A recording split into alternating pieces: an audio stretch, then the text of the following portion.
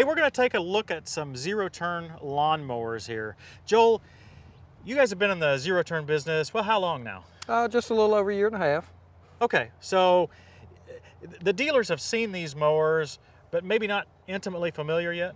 Yeah, it's one of those things. There's a lot of players in the market, and but it's a good growth opportunity for us, and we have big plans ahead. And so these are our entry into the market. Okay, you've got 4 mowers lined up here behind us. I do. They're kind of one from each of your categories, right? So They maybe we are. could just kind of go through and get a little bit of overview of these categories. Okay, so we've got 4 series, the ZXR, and then we have a ZXR SE, and then we have a ZXC and a ZXC SE. Okay, a lot of letters. I think maybe I got this figured out though. ZX, that's just ZX. Yep. That just means zero turn. R means residential. That's correct. So ZXR is residential. That's correct. C means commercial. ZXC is commercial. And then the SE versions are super equipped. That's correct. Okay, so I got that. So we start at our left behind us. That's right. This Viewer's right. That's the base model ZXR. Okay. And tell me about it a little bit. So basic features across the mowers are virtually identical. Okay. The biggest things to remember when you change from a residential to a residential SE or a commercial to a commercial SE are the engine, the headlights, and the seat. Engine, headlights, seat. Let's go through each one. Okay, so we start out here with our ZXR, Briggs & Stratton engine, non-suspension seat. Okay. We step up to the ZXR SE. Okay. We add headlights, a suspension seat, and we add a Kohler engine. Okay, so the SE version has a Kohler engine. That's correct. The base has a Briggs engine. That is correct. And we got headlights on the SE version. Okay. And a suspension seat. And a suspension seat. Yeah, okay. So then when we step over to our ZXC, we repeat the sequence. We start out with a ZXC base model with a Briggs & Stratton engine.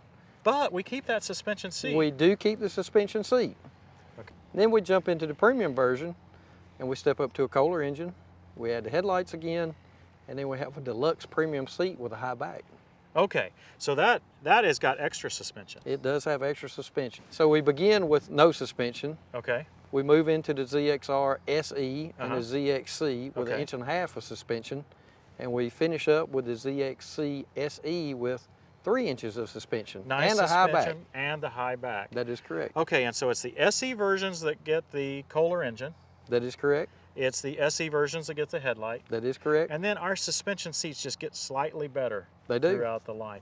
Now, all 3 of these are offered in multiple mowing widths. So we offer 48, 54, and 60 in all versions. The same deck, same setup. So a ZXR 48 takes the same blades as a ZXC SE 48. Okay, so the decks are really identical. The decks are identical. Other than size, and then all the 54s are the same size. Okay. That's correct. Hey, how about if we take a closer look at the operator station? That sounds great. Joel, I'm telling you, you better be pretty entertaining right about now, because with this seat, You're going to take a nap, I aren't might you? be taking a nap. So this is the commercial SE version. That is correct. Maybe it'd be a good time to show me some of the more intimate details of this one. So just a couple of subtle differences. So the residential start out with a 7-gallon fuel tank, Okay. single tank only. Both commercial series have 12-gallon capacity, Okay. dual fuel tanks. So one on the left, one on the right. All the fuel tanks have a fuel gauge in them. We thought it was pretty important to make it as operator friendly as possible. So those are some of the subtle things that you'll see that other manufacturers may not incorporate on all their series. So everything has an electronic keypad. Yeah, I mean, first thing I see here is a keypad. 1, 2, and 3, and 4. What do I use that keypad for? So that is the start sequence. They're factory set, 1, 2, 3, 4. Okay, so there's no key. There is no key.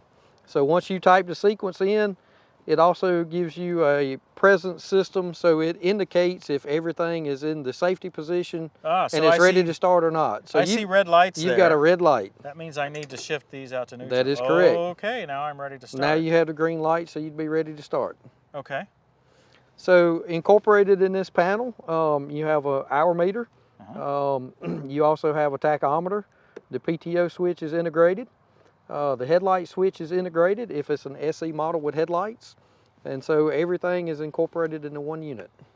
12-volt plug. 12-volt plug. Choke button.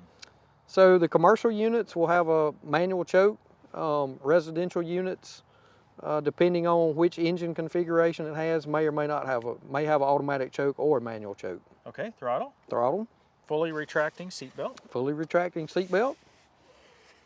Adjustable suspension seat. Oh yeah, hey, it even lets me adjust it to my weight so I don't have to guess. That is correct. So after I have that extra cheeseburger for lunch, I better crank it up just a little And bit more. this seat right here sells itself all day long. I'm not kidding, this thing is really, So really nice. A couple of other neat features. A lot of the ZTRs you see, you have to engage a pin to release the deck or something of that nature. And then I have to lean down. That is correct. And try to grab something here. So what we tried to incorporate was you have easy deck adjustment, just rotate the dial. Okay. You depress the pedal to lift the deck.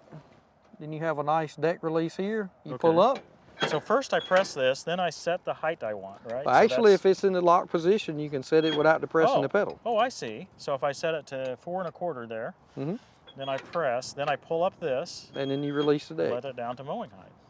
And you don't have to bend over and get in some strange position that your body's not accustomed to being in to release the deck. That's or quite to handy. adjust the deck. Yeah, that works really well. Very nice. All the mowers are outfitted with rubber mats, so you've got good grip when you step onto the mower. They've got grip tape as you're stepping up to also give you good traction.